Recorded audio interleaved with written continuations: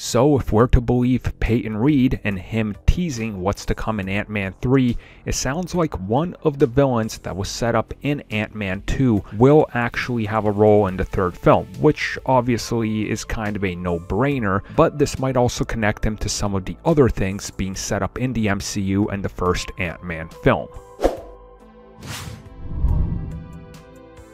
I know for many it's hard to believe that Ant-Man has a fan base. I mean, it's Ant-Man and he's a billion-dollar franchise, so that's a little weird. But of course, that exists, and we love many of the characters and elements that the film has set up that have been rather important to the MCU. So recently, Peyton Reed teased that Walter Goggins' character, aka Sonny Burch, might be returning in the MCU. Now, of course, the last time we saw the character was at the end of Ant-Man and the Wasp, and he was working for somebody called the Benefactor. That's his whole role in the movie, trying to steal Pym-Tech technology and do something with it. Now, obviously, if you look at the two Ant-Man movies, you notice that there's a connection of building up a few shadowy figures. I mean, if you look back on Ant-Man 1, we know that there's still leftovers in that one.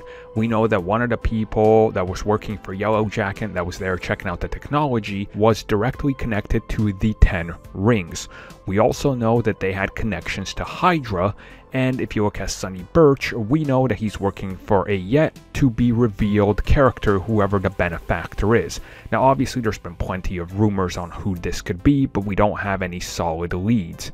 But, of course, with the tease that he's coming back, which obviously would make sense to tie up everything in the trilogy, I think it's pretty safe to assume that the characters are more than likely going to tie into the bigger picture of the Ant-Man franchise and whatever they were doing with the MCU that incorporated, Pym-Tech and all these other elements. Now, there's been also rumors on what Ant-Man 3 could be about, and they range from pretty much anything you could imagine, including the Fantastic Four, to establishing young Avengers, to new Avengers, and who knows what else, maybe even the West Coast Avengers, because obviously they're on the West Coast and there's been rumored to be multiple teams. So it's really not going to be surprising if this guy has some sort of, shadowy team, or maybe he's even part of the future Thunderbolts that they're clearly setting up, and if he's involved with the likes of Ghost and so forth going forward to further that relationship and connection with everything.